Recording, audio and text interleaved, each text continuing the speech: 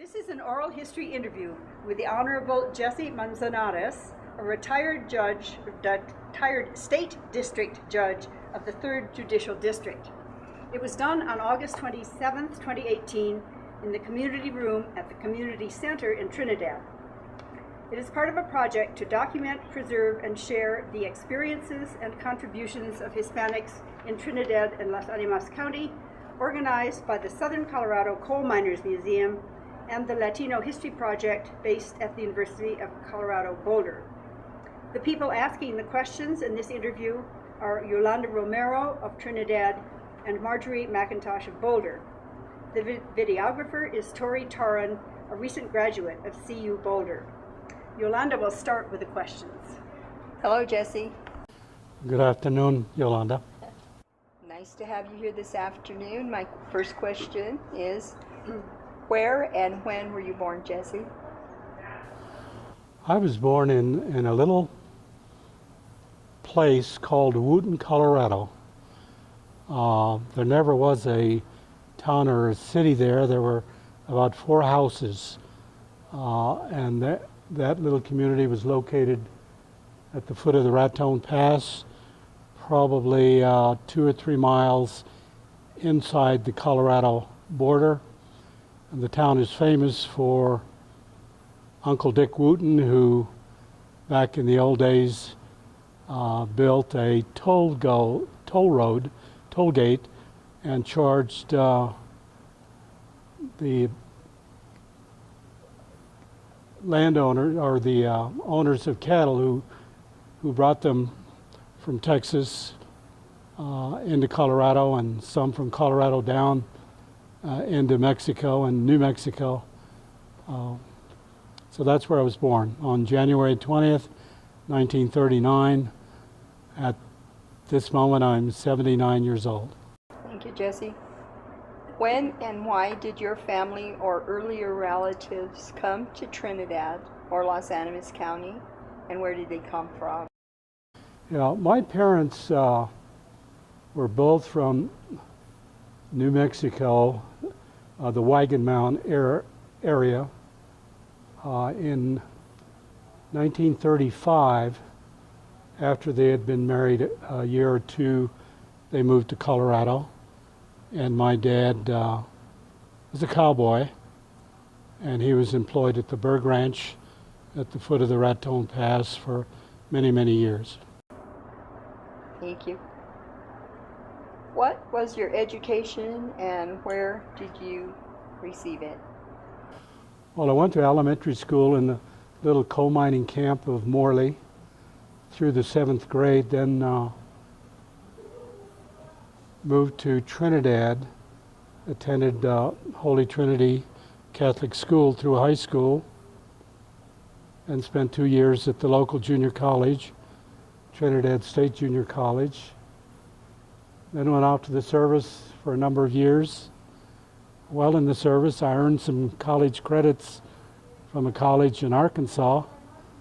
And when I completed my military service, I then enrolled at Colorado College in Colorado Springs and was able to graduate. Then I took a teaching job, did 4 years of summer school to earn a master's degree.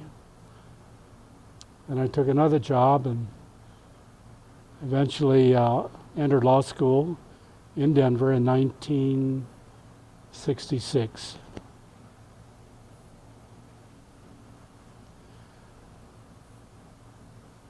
I've been to school many, many years, a long time. My mother used to comment that she didn't think I was ever going to stop going to school. And she was right. Your Honor, you said that you'd been living in a coal mining camp when you were young. Was your father a miner? No, like I say, he was a cowboy. He worked on a ranch, several miles from the Morley town, the coal camp, and for several years he took a job, not in the coal mine, but at the coal mine, tending the mules that took the coal carts into the mine and removed them. And so while he really wasn't a coal miner, he worked for the CF&I Corporation, tending to their herd of mules. And I think that herd numbered about 40 or 50 mules. And CF&I is?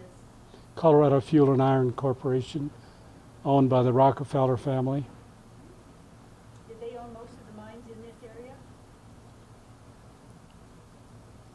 Some of them, but not all of them. There were a number of smaller mines. I think they were referred to as wildcat mines. So could we talk a little more now about the work you've done, your paid employment of various types? So while you were in the service, did you get some training there, or? I did mostly administrative and clerical kind of work and some electronics work. I worked in at an air base that flew B-47s, and one of my jobs was to keep updated within the cabins of the fleet what they call crypto codes, the codes that the pilots used to use to communicate to each other, to authenticate who they were and what they were doing.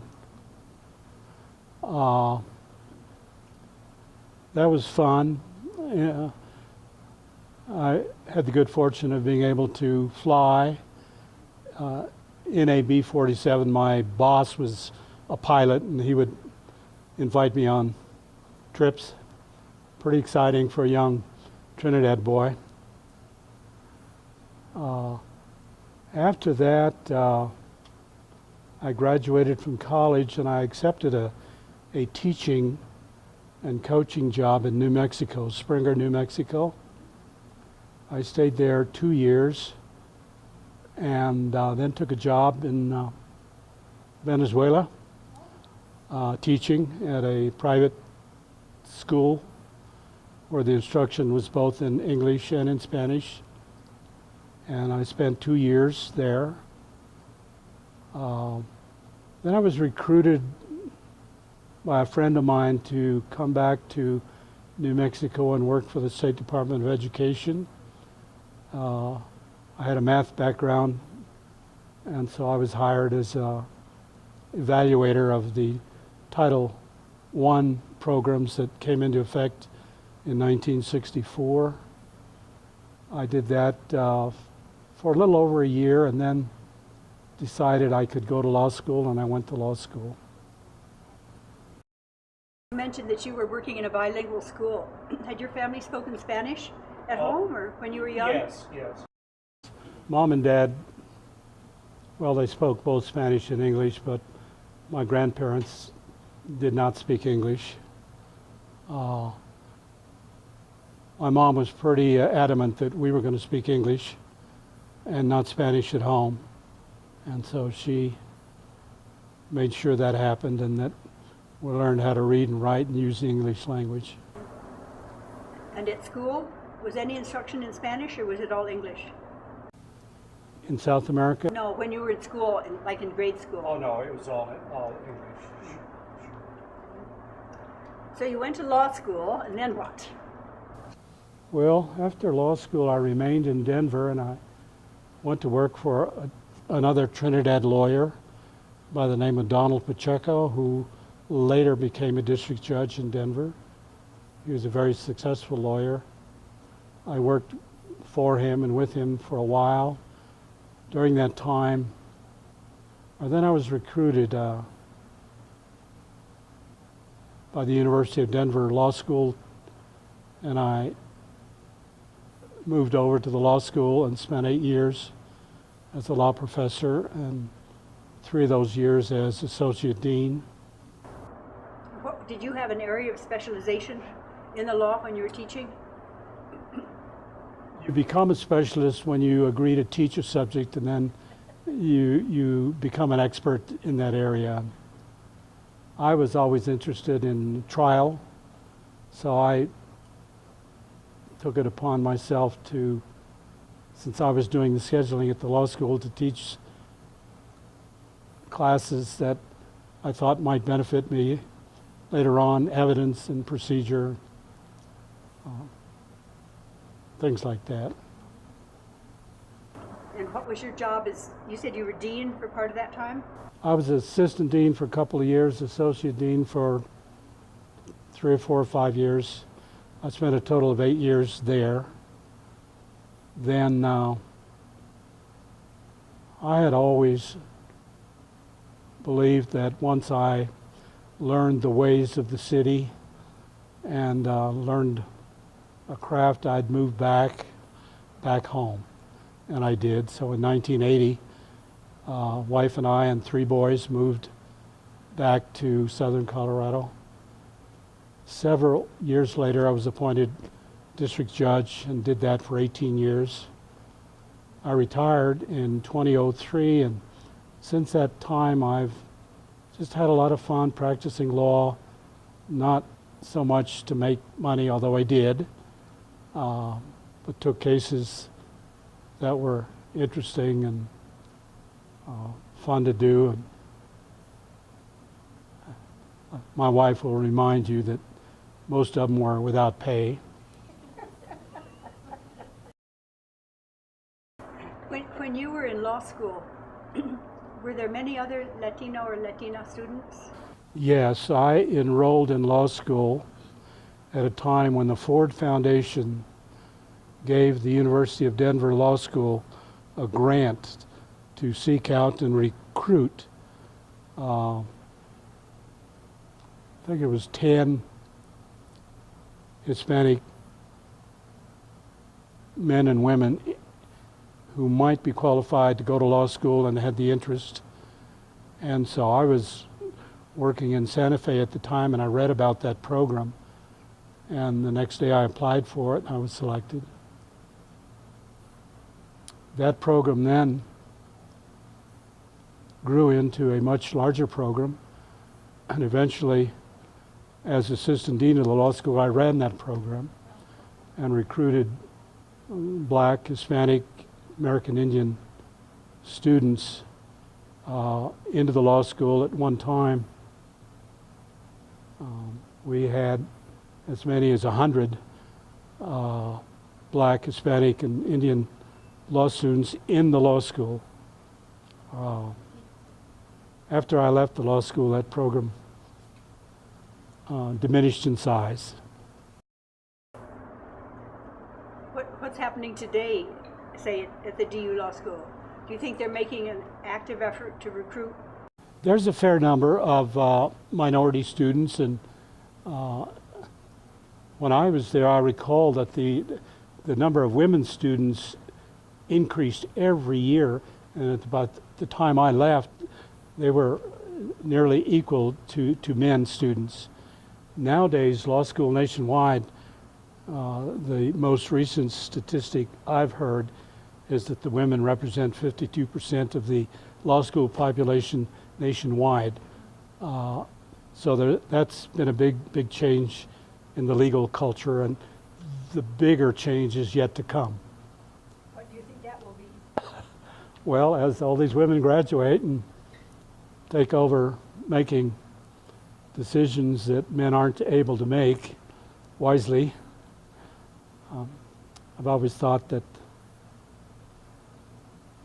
using my mom as an example and some other women I've had the good fortune to know that women think differently than men and are better problem solvers. Yolanda will agree with me. I do. Are there a lot of young Latinas going into the legal profession? Yes, a fair number. I think in the state now there are probably 25 or 30 Latina lawyers. And when I was admitted to the bar, I counted myself as the 9th Hispanic lawyer in the state. Now there are about 120. When I was appointed, I was the first Hispanic judge to be appointed to the district court in southern Colorado. At that time, there were 3 other Hispanic judges on the bench in the state in the Denver area. Judge Pacheco, there was a Judge Sanchez, who wasn't from Trinidad, but he was married to a Trinidad girl, and a Judge Nieto from in Golden. So you were a real path breaker. Sort of, yeah. One of the most interesting things I did while I was at the law school, the Denver District Court judges appointed me to the Denver Civil Service Commission, and I was a police commissioner for 7 years, 7.5 years, and it was a time of turmoil also, and the ranks of Denver police and fire were devoid of black or Hispanic or women employees, and that changed somewhat while I was there, not through my sole efforts, but some of the persuasion I was able to do to other commissioners to make changes. A good example, when I became a commissioner, the height requirement to be a Denver fireman or policeman was 5 foot 9 inches. Well, that excluded 95% of Hispanics. So, understanding that, we were able to lower that to 5'7", eventually to 5'6", and made all the difference in the world. Has that changed since that time? Do you feel that the ranks of the public services are more open now? Oh yes, yes. And for a lot of reasons, not just the things that I've done, but that many, many people have done. For example, while I was a commissioner, there was a lawsuit in the federal court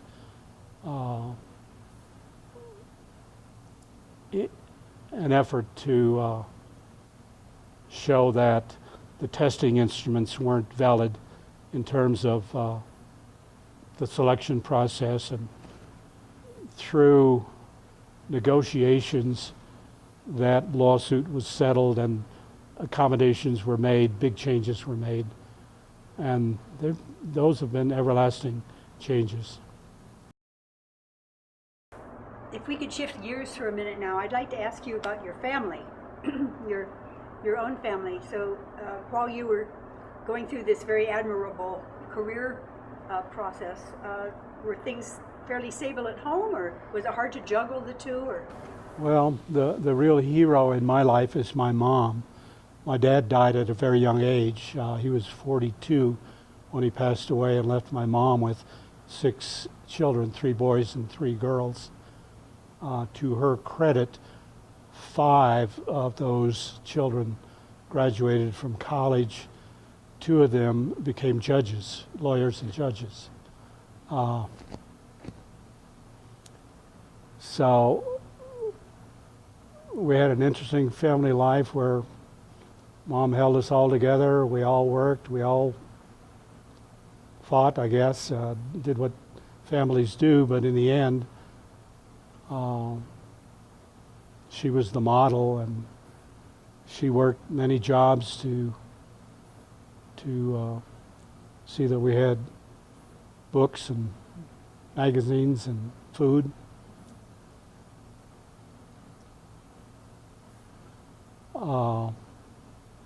Currently, there are only 3 of us still alive. I'm the oldest, and I've got a younger sister who was a county court judge in El Paso County for about 12 or 13 years. She recently retired. And when you were engaged in your own legal work, did you have any complications or difficulties with your family, your new family at home, or were you able to focus pretty much on your career?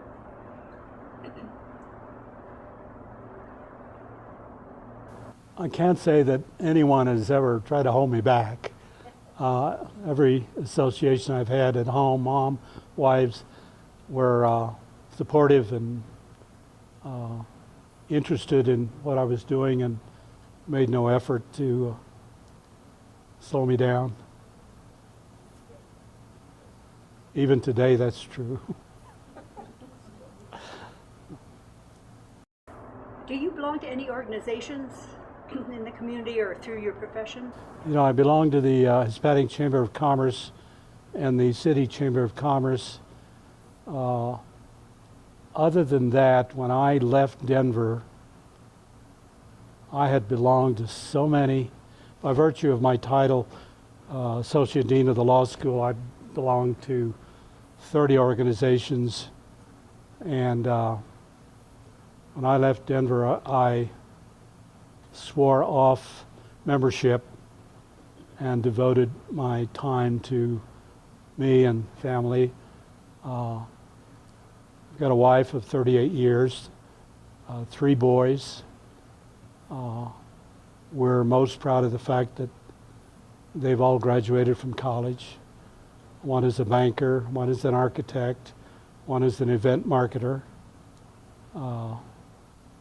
They pay for their own insurance, and they make their own car payments, and they don't live at home. Do they live nearby here? One in Durango, Colorado, one in Denver, and one in Cleveland, Ohio.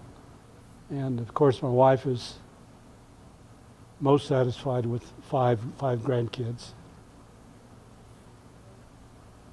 In the organizations that you've been a part of, say in Denver. Let me go back. One organization that I belong to did belong to is very significant is the Mexican American Legal Defense and Education Fund. Back in 1970, I was a member of that group, and I think in 1973 I was national president of MALDEF, as it's called. I've always been interested in civil rights groups, the NAACP. One of my favorites is the Southern Poverty Center, Law Center in Mississippi.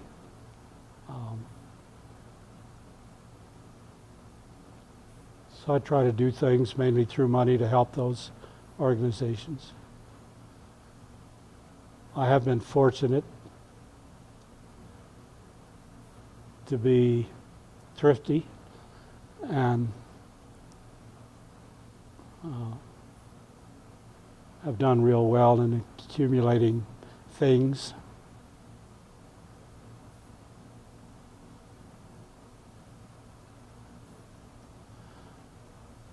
Organizations locally for the past 20 years, very little. Yolanda has my chain on that, and I do whatever she asks me to do. And he's been a great help to our organizations. So Jesse's been good for our community. Yeah, I get involved in some nonprofit organizations and get them incorporated and help them get their tax exempt status, things like that. If we go back to the 70s, when you were involved with MALDEF, in some communities they were quite heavily involved with the whole El Movimiento Chicano movement. Did you have some participation in that? Only from the legal perspective. Obviously our lawyers were always meeting with Cesar Chavez, and the Gutierrez kid down in Texas somewhere, and Reyes Tejerina in New Mexico. Pretty wild and exciting times. I've almost forgotten those days, but when I have a chance to reflect on how fun and vital they were, it's pretty exciting. I don't know how to describe it, but it was a long time ago. The battles aren't any different now. The immigration craziness that Mr. Trump has brought onto this world is fertile for fighting. The voter suppression that goes on around the country is awful. the lack of protections for women is troublesome. The problems are all still there, they're just a little different.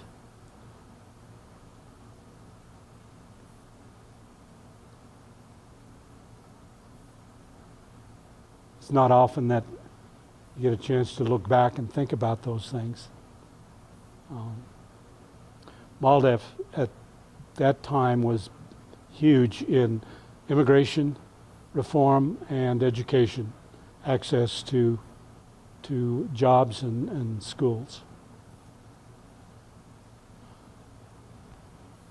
Part of that, again, little old boy from Trinidad gets to go to the White House to visit President Carter and attend a fundraiser for MALDEF, go to California and meet Governor Brown and Linda Ronstadt at a fundraiser for MALDEF. Things like that you forget about. They're pretty big. They were at the time.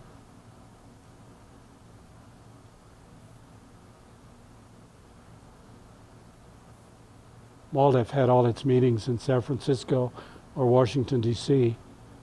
And of course, I had lived in Venezuela for a couple of years and had enormous fun opportunities, mainly meeting Peace Corps volunteers, to travel throughout the country and the Caribbean. I somehow forget about those fun days. Do you think that the kind of challenges that the Chicano movement was fighting against, and you feel that there's some parallel issues now, do you think in general that the level of discrimination or racism has decreased? Oh no, Mr. Trump has exacerbated it immensely. He's brought on a white supremacist notion, ideology, and sadly there are enough people who think like he does. He's been able to appeal to their worst instincts and to blame the brown and black people for the fact that they can't get a job or that they flunked out of school or that they got fired. He's been masterful at doing that and creating a very dangerous condition throughout the land. I don't know if it can be turned around and made better. It might stay bad for a long time. What do you think it will take longer term to rebuild or move us up to a better situation, to try to overcome some of those attitudes? Leadership, women in Congress. That's my thought. We need a lot of John McCains and fewer Mitch McConnells and some of those folks. I don't want to be totally partisan because the Democratic Party has not really put good, stable people in front of us that are capable of making that change. We need that new leadership, as I see it. I don't think there's any question, the president notwithstanding, that the majority population in this country in 15, 20 years will be non-white. And that's going to change things somewhat. I don't know how much. I don't know the extent of the turmoil that will bring. Maybe none. Hopefully none. Do you feel that you yourself personally experienced any kind of discrimination in your legal work as a Latino? Oh yeah, but none of it was ever so big that it cost me an opportunity to go to school or to a job. I've always been able to overcome it somehow. I've been fortunate to go from one job to the next, always advancing and being selected rather than applying for and or being sought out, and that's been great. Great for me.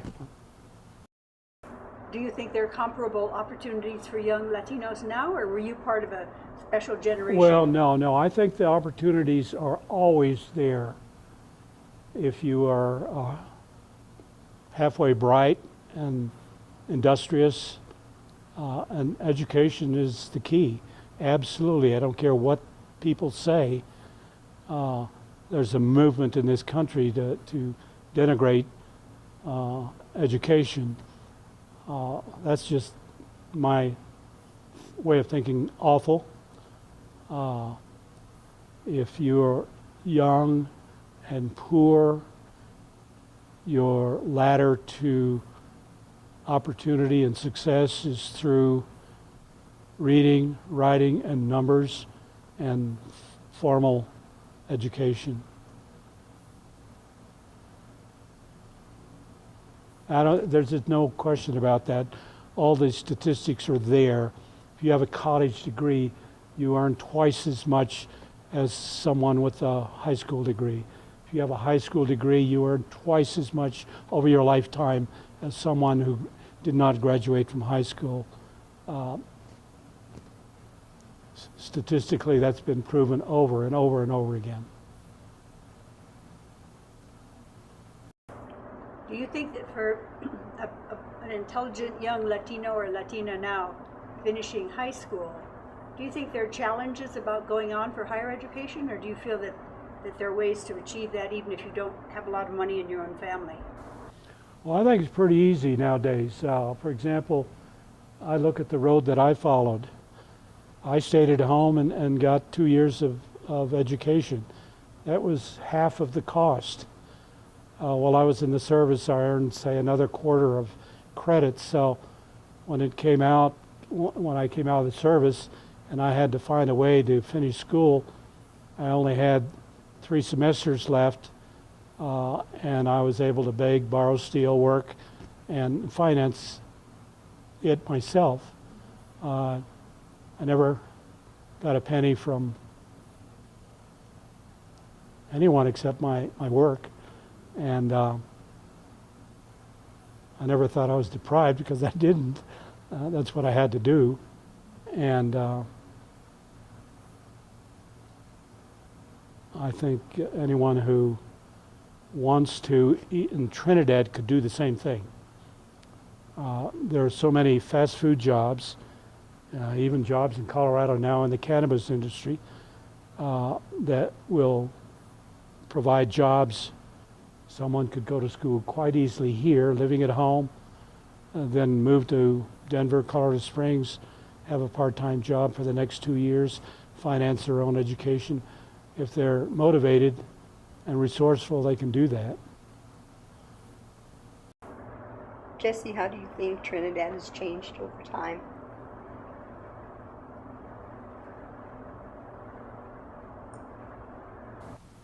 You know, when I was in high school here in the 1950s, we had pretty much all the same buildings that are in town. There are a few new buildings, but very few. The interstate is new. Amtrak is new. So Trinidad now has highway north and south and really east. And the railroads from the east coast to the west coast. So travel is changed. The ability to move and go places is quite different. In the old days, it was very hard to even get over to Raton. Now, we've always had the coal in the ground west of town. There's enough coal there, I'm told by geologists, to meet the energy needs of the world for 100 years. It's still in the ground. it's not profitable or safe to extract it and use it now, but it will somewhere down the road when someone figures out how to make it clean energy. The natural gas is a product of coal that our gas fields have been going for about 25 years. They probably have another 20 years. Our farming and agricultural has stayed the same, little change. Our college in the last 50 years has probably doubled in enrollment size, and that's about it. But it's still a good school, and you can get a college degree and even more than the associate degrees in a lot of places. Nursing, for example. So times change, the cars go faster, and the gas doesn't cost 10 cents a gallon anymore. It's $3.10. When I was in high school, I remember kids used to buy cigarettes for 20 cents a pack. Now I think they're $3 or $4. Or, yeah, the enormous cost. So I can't think of anything else at the moment. I wonder if you'd mind ending us up with the story that you described to me before we started talking, when you were interviewed a long time ago and you had to describe something that happened to you in elementary school. Do you remember what it was that you talked about then? Yes, I do. While I was at the law school in the 70s, someone, and I have no idea who, but in the public school system had a project, and they identified 20 or 25 Hispanic individuals in the community. Obviously, as a dean of the law school, a law professor, I was chosen, also being a police commissioner. And so they asked you to write up something interesting that happened to you at a young age that influenced you to try to move along in the world. And I recall that I wrote my story about my Uncle Fonce. My Uncle Fonce was a coal miner, but he loved to read, and he spent lots of time at the library checking out books. And I was always fascinated by the fact that he would read these books and be able to talk about worldly things when he had very little formal education himself, and he was a coal miner. And I still have that binder with all of those little stories. I was looking at them about a year ago. That was my story. Something that influenced me to think bigger than I needed to. Well, Jesse, you've been a great influence on our community. I know that. If anybody knows anything, and you've been a great friend and someone who never says no. I mean, if we need help, we go to Jesse. You know, if we need advice, we go to Jesse. And so I want to thank you for your part, you know, in helping us come as far as we've come. You know, some of the items that are at the museum were donated by Jesse, and of course, advice when we... Oh, yeah. Well, I've looked at that as my job. Well, I didn't have a choice but to do those things. yeah, that was okay because it's helped us all along. Yeah. Thank you. Thank you very much for talking to us. You bet. My It's been an honor pleasure. to talk. My pleasure.